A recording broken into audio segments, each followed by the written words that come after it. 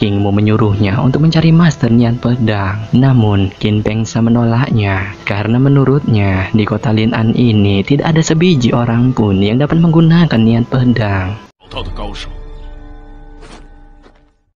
Di sisi lain, Su Wujo mendengar semua percakapan mereka. Dia juga teringat gulungan pedang yang diberikan Song Yu sebelumnya. Maka dari itu, dia merasa tubuhnya juga memiliki niat pedang. Sementara itu, kelompok Qin Pengsa berjalan memasuki gerbang. Namun, tiba-tiba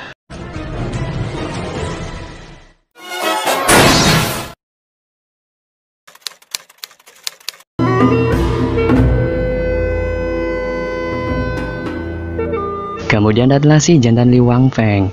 Li Wangfeng menawarkan kepada Qin Pengsa untuk bekerjasama dalam bisnis senjata. Namun, Qin Pengsa menolaknya karena menurutnya kerjasama itu sama saja menghancurkan bisnis keluarga Qinnya. Mendengar penolakan dari Qin Pengsa, Si Jian bertanya kepada Qin Pengsa, apakah bisnis keluarga Qinnya memiliki senjata niat pedang seperti yang dipegang di tangannya. Mendengar kata-kata Si Jian, Qin Pengsa merasa terkejut karena keluarga Qinnya tidak memiliki sebiji pun senjata niat pedang. Namun, karena dia seorang pemimpin, dia mengatakan keluarga Qinnya juga memiliki senjata niat pedang. Karena mempunyai senjata niat pedang itu, Si Jian menantang Qin Pengsa untuk menunjukkan senjata niat pedang milik keluarga Qinnya kepada semua orang.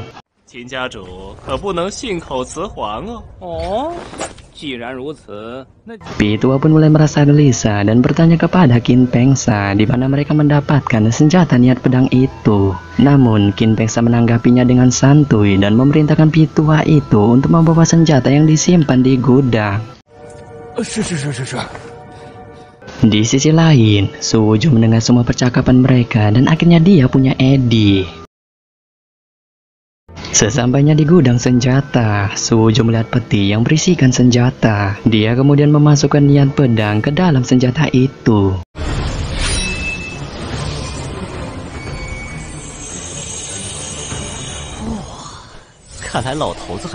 Su Wujo pun berhasil menerapkan niat pedang ke dalam senjata itu. Dia pun mulai berpikir, kemungkinan kultivasinya akan meningkat jika dia menelan semua senjata pedang itu bersama dengan mangkuk hitam yang diberikan Song Yu waktu itu. Namun, ketika dia masih berpikir, Pitua tiba-tiba datang dan menuduhnya mencuri pedang. Namun, Su Wujo mengelak dan berkelit bahwa dia datang ke sini untuk membantunya membawakan semua senjata itu.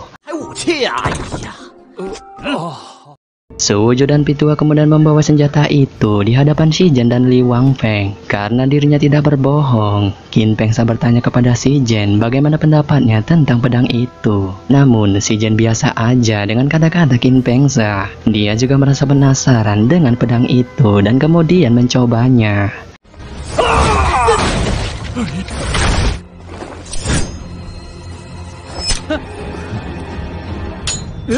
Qin Pengsa terkejut terheran-heran karena pedang di dalam peti itu tidak hancur dengan tebasan pedang Si Jian dan malah sebaliknya, pedang Si Jian yang patah. Melihat ini, Li Wangfeng merasa malu dan meminta maaf kepada Qin Pengsa sambil berpamitan.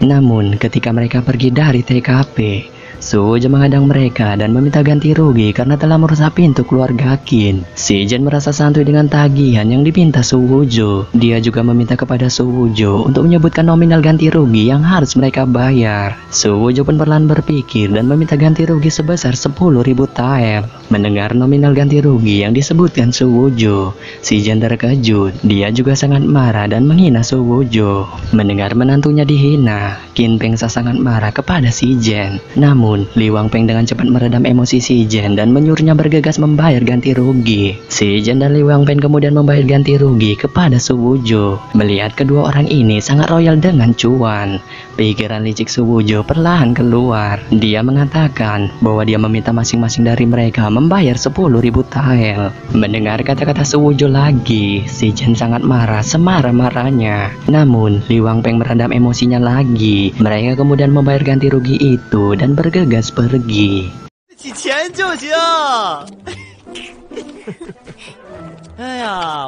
Kemudian Qin Pengsa memanggil Su Wujo dan merebut uang itu.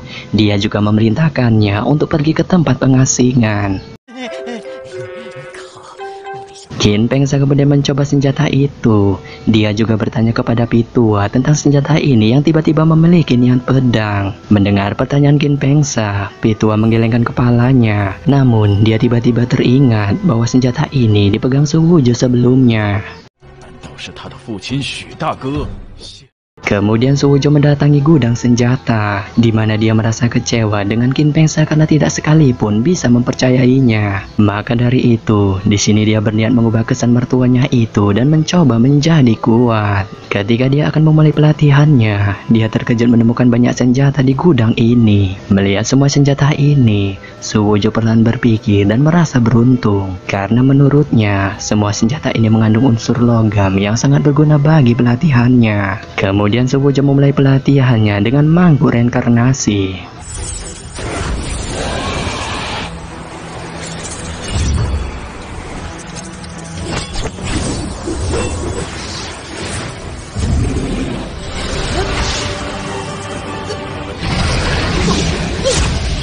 Setelah pelatihannya dengan mangkuk reinkarnasi itu, Su Wuju merasa tubuhnya telah menerobos kultivasi.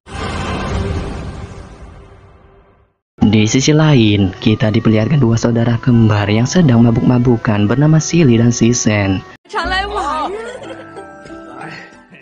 Sesampainya di sebuah gang, Sili merasa kecewa karena hari ini Su Wuju tidak ikut dalam party ini. Di sela-sela percakapan mereka, tiba-tiba sebuah kantung cuan terlempar ke arah mereka. Ketika dilihat ke depan, mereka terkejut melihat Sisen muncul di hadapan mereka. Sisen kemudian meminta bantuan kepada mereka untuk menghabisi seseorang. Mendengar kata-kata Sisen, Sili dan Sisen merasa heran. Sisen kemudian bertanya kepada Sisen siapa orang yang akan dihabisinya.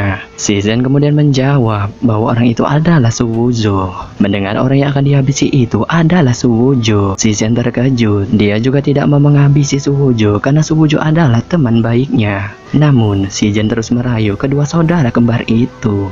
Mendengar rayuan mau terus-menerus dari Sisen, Sili dan Sisen tetap menolaknya. Namun, itu semua hanyalah omong kosong dari mereka, karena mereka berniat meminta tambahan cuan kepada Sisen untuk menghabisi Su Wuju.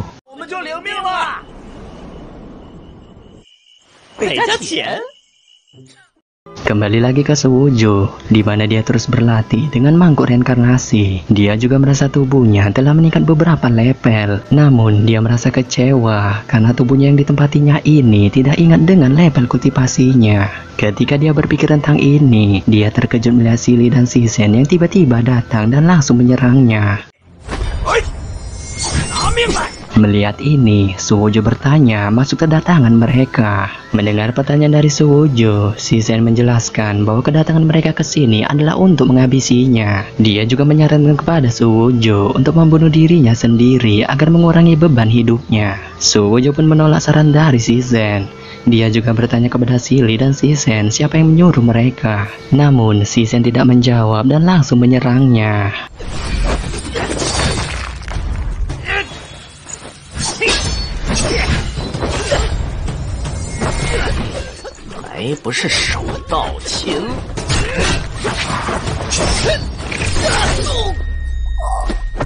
Sili pun terkejut dengan kematian dari Sisen. Dia pun merasa panik dan meminta maaf kepada Su Wuju. Namun, Su Wuju tidak menghiraukannya dan langsung menghabisinya. Setelah menghabisi Sili, Su Wuju terkejut dengan kekuatan yang dimilikinya. Dia juga merasa kultivasinya telah mencapai ranah esensi darah langit ke-7. Namun, tiba-tiba...